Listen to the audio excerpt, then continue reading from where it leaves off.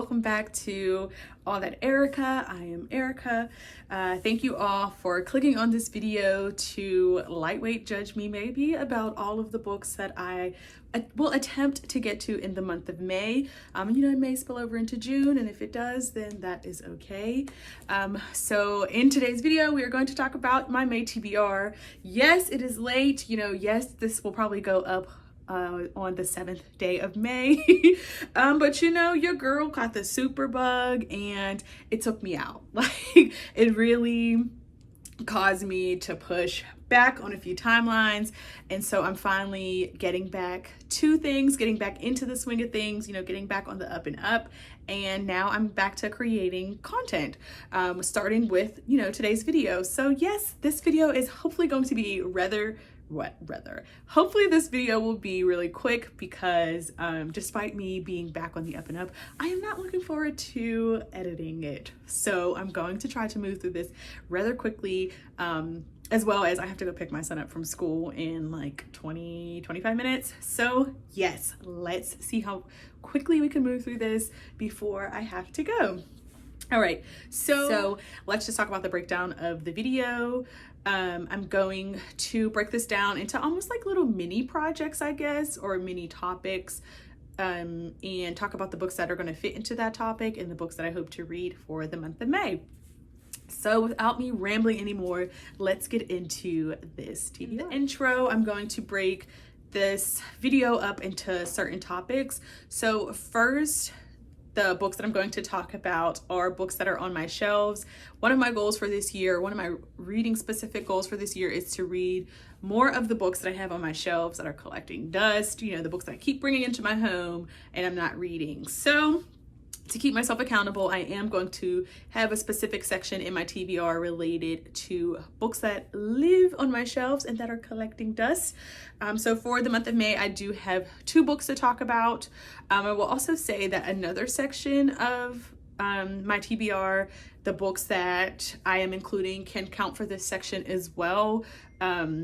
But I just broke it out just to be like crazy and, having all of these visual differences. So yeah, it'll make sense when I get to the next section. But first, let's talk about the books that I have on my shelves. And I have 2 books for this month that I hope to get to, and we will see if I do. All right, so first is The City of Dusk by Tara Sim, and this is book number 1 in the Dark God series.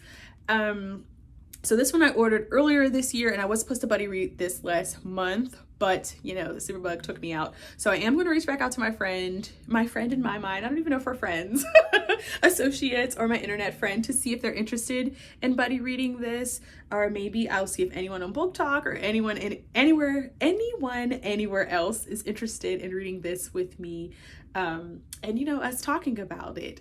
Also, this one will count for AAPI, what is it? Asian American Pacific Islander Month.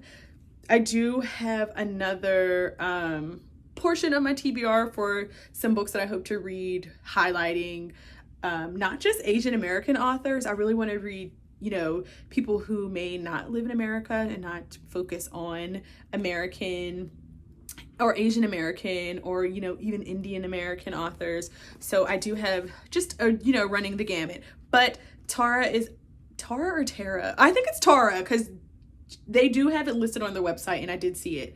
But they are half Indian and half, I believe, white, because they're white passing. But anyway, so yes, this is one of the books that I hope to get to. It is a chunker, and yeah, I hope I enjoy this, because I haven't been batting really high with my pre-orders this year. But this one will also be included in my overall project unhaul, where I am predicting the star rating that I will give books, and if they fall below a certain rating, I will unhaul them, and if I have an enjoyable time with them, then I will keep them on my shelves. And the second book is also another chunker, and this is The City of Brass by S.A. Chakraborty. I did want to read this last month as well, because I believe last month was Arabic. No, not Arabic, that's Muslim American month. I don't know, I could be lying, but I did want to read this last month because of like the cultural month around the Muslim identity. I know SA is not Muslim. I think she married into the Muslim faith, but this book takes place in ancient Cairo. So I kind of just like enveloped it into that theme. But most folks know what this book is about. It's basically like we're going on a quest with a jinn that was summoned by our main character, Neri. So yeah, I really hope I enjoy this because this is a trilogy and there are 2 other books and I think I only have book 1. But yeah, this is a trilogy and you know, I can maybe have more books to read. So yeah, I don't know, maybe, no, I'm not even going to put some other stipulations on myself. So this is book number 2, from my shelves that I hope to get to in the month of May. All right, so then now on to pre-orders. So these are all pre-orders that have either come in already in this first week of May or things that I have already pre-ordered earlier this year. All right, so first we have Book of Night by Holly Black. This is their newest book, and I don't know what this is about. It says Charlie Hall has never found a lock she couldn't pick, a book she couldn't steal, or a bad decision she wouldn't make. So it looks like Holly Black makes her stunning adult debut with Book of Night, a modern dark fantasy of betrayals, cabals, and a dissolute thief of shadows in the vein of Neil Gaiman and Aaron Morgenstern. So it sounds like some spooky, ooky stuff. Again, oh, it looks like fellow magicians. I've never read anything by Holly Black, and the synopsis of this really was like the trigger for me. I kind of like the cover of this, but this wasn't like, this wouldn't be this cover, excuse me. This cover wouldn't be something that I immediately like, ooh, what is that? Our Bow Wow click, something that I immediately buy. But hopefully Holly doesn't let me down and I have an enjoyable time with this, because I don't know, is this a series? I could be lying. This might be a standalone, but yeah, hopefully I have an enjoyable time reading this and it'll remain on my shelves because this is kind of a cute cover. And you know what? I don't know, maybe I'll save this one for October. I do have another pre-order on here, or on at least my, I do have another pre-order on my TBR that kind of also has spooky vibes, and it's the Hacienda by Isabel Canas. And this is like a, what is it called? Like a gothic historical fiction about a spooky house, essentially. It says it's set in the aftermath of the Mexican War of Independence, about a remote house, a sinister haunting, and the woman pulled into their clutches. So I'm getting major spooky vibes. I love this cover. It's Isabel, sign me up. I love this cover. It is beautiful. So maybe I will save these 2 for spooky season. So I might not prioritize these 2 this month. If I get to them, cool. If not, then these will definitely be on a later TBR, as you know, some sort of self-care when I am moving through my PhD process. All right, another pre-order is The Blood Trials by N.E. Davenport, and this is a blend of fantasy and science fiction, which are like 2 genres, or at least a combination of genres that I think I would enjoy. I think alone, I struggle with fantasy at times, but when it's like mixed with something else like historical fiction or sci-fi, I think I'll probably have a more enjoyable time with it. So the synopsis for this one says, N.E. Davenport's fast-paced, action-packed debut kicks off a duology of loyalty and rebellion in which a young Black woman must survive deadly trials in a racist and misogynistic society to become an elite warrior. N.E., yes. I did try to read Blood Scion. I DNF'd that last month, so I'll talk about that in my April wrap-up, but I think it has kind of like a similar premise, but not so much. It was about child soldiers, so like a fantasy book about child soldiers, and I believe like them rising up against the regime. And I don't know, it just didn't work for me. I am going to maybe revisit that one, but we're not here to talk about Blood Sign. We're talking about the blood trials. So yes, girl, I hope I have a good time with this one, because if not, it would be an unhaul. Or, you know, I'm not even going to say that right now. It would be an unhaul if I don't enjoy that one. All right, next we have Take My Hand by Dolans Perkins Valdez, and this one is a historical fiction about a young Black nurse who had just graduated from nursing school, and she's working in the community at a family planning clinic, and it looks like it's post-segregation Alabama, and you know, we're just moving through with this person who, I think this nurse is like working to, our main character is working to help some folks out around, you know, family planning. So this is like a perfect book to read at this moment with everything going on with Roe v. Wade. I'm really curious about what this book entails, and I believe we do jump to a later timeline. Yep, decades later, with her daughter grown in a long career in her work, Dr. Sybil Townsend is ready to retire, find peace, and to leave the past behind. So it's like some things that happened in the past, you know, come back up. And then this was also inspired by true events. So yeah, I'm excited to get to this one. I may buy another copy of this for my grandmother for Mother's Day, excuse me, because she is also a nurse. So maybe it would be like a cool little buddy read experiment to read this with her, to see, you know, talk about some things. Maybe she can relate to things that this person is going through. But yes, I am highly anticipating this one, reading this one, and I really hope I have a relatively enjoyable time with it. And then our final, oh my gosh, like super highly anticipated, our final pre-order is Fevered Star by Rebecca Roanhorse. This is book number 2 in the, what is it called? Between Earth and Sky, I think. Yeah, book number 2 in the Between Earth and Sky series. Oh my gosh, I didn't know this. And in here it has like the clans of everyone. Oh, that's cool. And people are crossed out who passed away. Oops, dropping my little bookmark. But yeah, book number 2 in the Between Earth and Sky series. This is an epic fantasy. Book number 1 was Black Sun. I read it, I enjoyed it, and this takes place during what is it called? Mesoamerica? No, that's not the word. I'm going to put it on the screen, but it takes place during that time period, and it's a time period I'm really interested in and reading more about. So I think the plan for this one is I'm going to listen to Black Sun on audio and like kind of skim through it to refamiliarize myself with the story and, you know, the plot and everything, and then jump into this one. I'm excited to read it. Oh, Pre-Columbia. That is what I was thinking of. But yeah, I'm excited to get to this one. All right, then we have, let me open my little, next I have my NetGalley read. So I do have 3 to get to this month.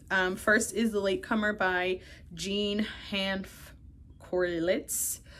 Excuse me, I'm not sure what this one is about. I will put all of the details about that on the screen. Go ahead and pause to see what the synopsis of, but right now it's completely escaping me. It's probably something I just clicked on because of the cover and somehow I got approved. Then we have Love Radio by Ebony, I think it's Liddell. I have a typo here. I believe this is a romance about people working at a radio station. Again, I am forgetting. I feel horrible. And I'm pretty sure I pre-ordered that one, so I think I did. So I'll be having that arrive as well. So that's crazy that I got approved for it. I probably pre-ordered it after like I had initially submitted it, like you know, like, oh, I'm just gonna jump the gun and do it. So I have that one. Synopsis is there for you to read. Again, pause. And then finally, the one I'm really highly anticipating and want to get to hopefully before it releases, because I think this one comes out later this month.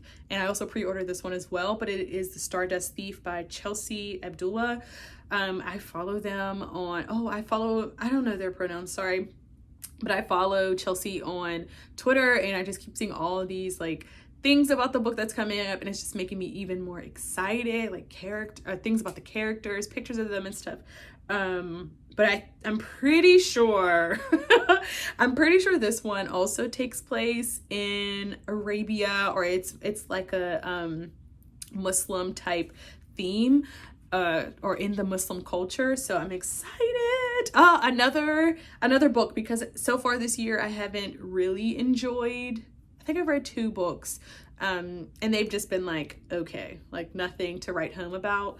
So I'm hoping the Stardust Thief, you know, quenches my thirst, along with our girl, what the heck is it called? Along with our girl, S.A. Chakraborty's book, whatever it's called. So that is it for my NetGalley reads. All right, so I'm also, on to some of the books that I hope to read for AAPI month. And again, that is Asian American Pacific Islander. Like I had previously mentioned, I am trying not to only read, I know it's like Asian American, and maybe like really big in the United States, but I do want to try to read more authors who are not in America. So if you have any suggestions, please leave them down below for me, and I will add them to my growing list. But I do have a few. So I did read this one already, A Magic Steeped in Poison by Judy L. Lin. And this one I think is a duology, because book number 2 comes out later this year. But it's, I forget our main character's name, but it's a book where she's like a tea maker, and she created a tea that her mom took and it killed her mom. And now her sister is like having the same fate. So her sister gets summoned to participate in this competition with it's not the kingdom, but with the Chinese, or with the, I can't think of words, but she got an invitation to participate in this competition to be like oh my gosh, what are they called? But to be like the royal family, essentially, to be like their master or in-house tea maker. But her sister is sick, so she instead goes. So, you know, we're moving through this competition, and while she is there at, you know, or living within the palace walls, she finds out her mom also used to work there, and so she's finding out things about her mom. You know, there's like some political intrigue going on, and then there's like, girl, you see this? They're like a smidgen of romance, which I really enjoy. She meets someone else, and you know, there's some things around this person. But I love the magic system of this one. I'm a tea drinker, I am a tea girl, and I just loved how everything was around like specific teas. They also talked about like food in there, and gave some descriptions of this food that they're eating, and it worked for me, because I was like this close to being in a reading slump, and I picked that one up and I really enjoyed it. So I will be continuing with that series, but we were not here to talk to, you know, give you a review or rundown, but you got it anyway. So then I have How High We Go by Sequoia Nagamatsu, and I believe this person is from Hawaii. I want to say they're from a Pacific island. And this one I think is speculative fiction. I can't remember anything about it. I read like the synopsis earlier this year and put it on like my overall TBR. So I do have an audio version of this that I hope to get to within like the next couple of days. But if you want to pause the screen again to read that synopsis, go ahead. All right, then I have Sorry Not Sorry, or like Sorry Not Sorry, it's cute, by Sonia Singh. I believe this person is of South Asian ethnicity. And I think this is a romance. I seen this on one of the Goodreads list, and I love the cover. And I just was like, yeah, sure, Ed. So yeah, another pause moment for you, but I don't usually read romances. And this will probably be romance number 3 for me for the year, for the month of May. And I think that's like my quota. I'm good right there. And the last one I have is, I talked about the City of Dusk by Tara Sim. Yeah. I also did see Last Night at the Telegraph Club, by the author's name is escaping me, and I don't know too much about it. So I'm just like tentatively putting that one on my list.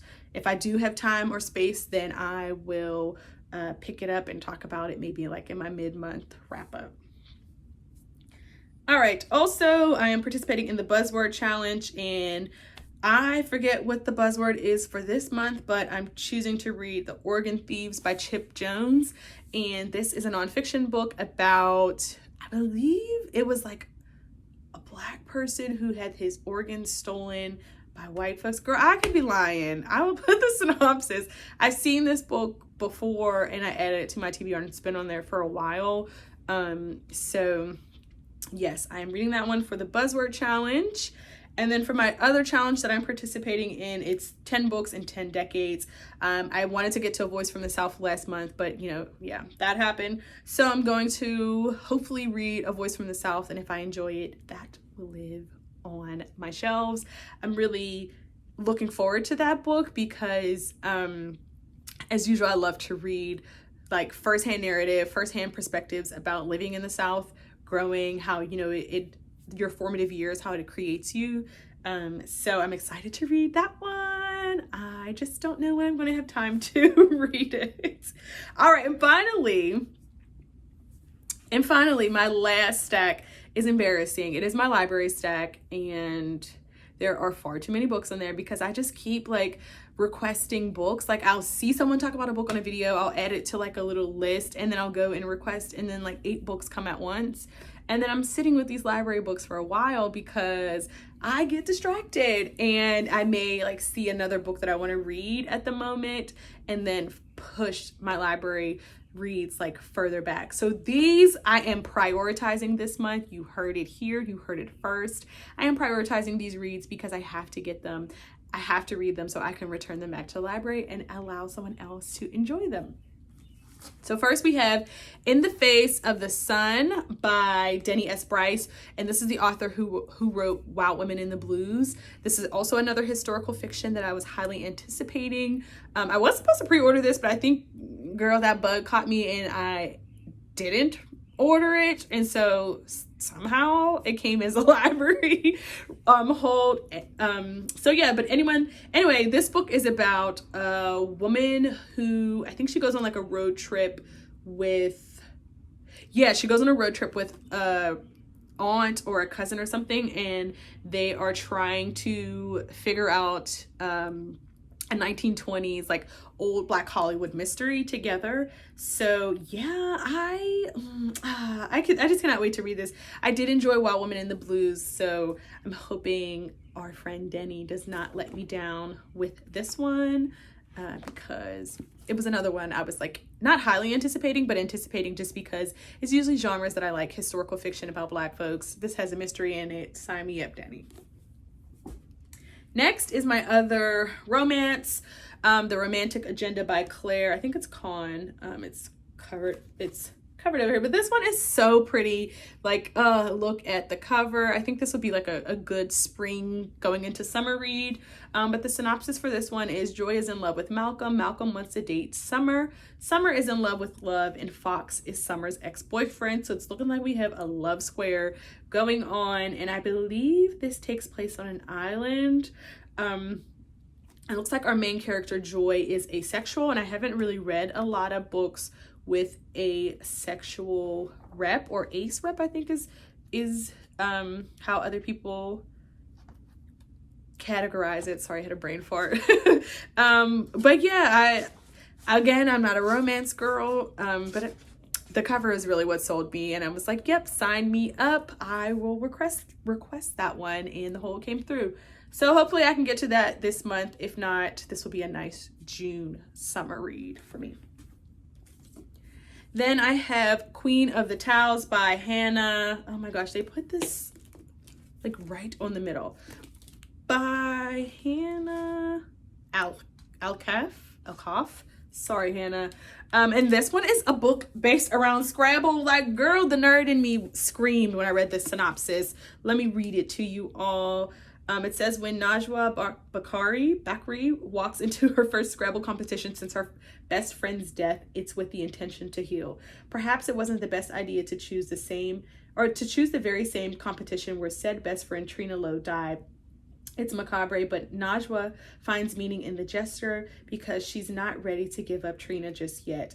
And I think, so her best friend passed away and she's getting back into Scrabble. And I believe some posts start going live from her best friend's Instagram. So they're trying to figure out, sorry, I'm blinding you all. They're trying to figure out who is sending these messages, as well as an additional mystery is happening. So I'm excited to get to this one. A book, you know, I don't think there's many books that talk about Scrabble. And then like Muslim rep. The cover is so beautiful too. So yes, I can't wait to read that one this month. Sorry, I have a mess. Like all these books are around me and it's a hot mess.